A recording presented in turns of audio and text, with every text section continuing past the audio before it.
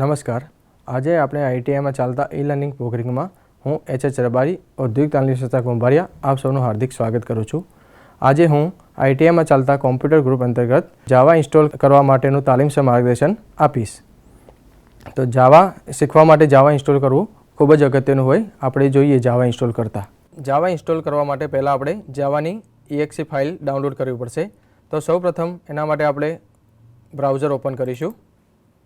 બ્રાઉઝરમાં google.com એમાં જાવા download search કરાવીશું. એમાં ઓરેકલના પેજ ઉપર ઓપન ન્યૂ ટેપ કરીશું. ત્યારબાદ સ્ક્રીનને સ્ક્રોલ ડાઉન કરી વિન્ડોઝ ટેબ ઉપર જવાનું. વિન્ડોઝ ટેબ પર ગયા પછી તમારા સિસ્ટમ 64 બીટ હોય તો 64 બીટનું જાવા ડાઉનલોડ કરવાનું. તો 64 હશે તો x/64 ઇન્સ્ટોલર લખેલું છે. જો તમારા સ્ક્રીન 32 બીટ હશે તો x/86 ઇન્સ્ટોલર લખેલું છે.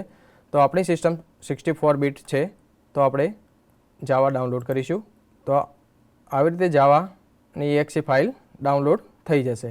હવે exe ફાઇલ ઓપન કરી exe પર ડબલ ક્લિક કરવાનું.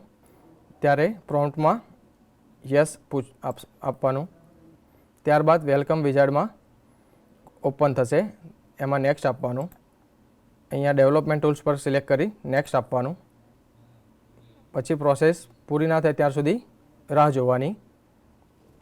ડેસ્ટિનેશન ફોલ્ડરમાં બાય ડિફોલ્ટ સી ડ્રાઈવ હશે. જો તમારે ચેન્જ કરવું હોય તો ચેન્જ બટન પર ઓપ્શન કરીને કરી શકો છો. જો ના કરવું હોય તો નેક્સ્ટ બટન પર ક્લિક આપવાનું.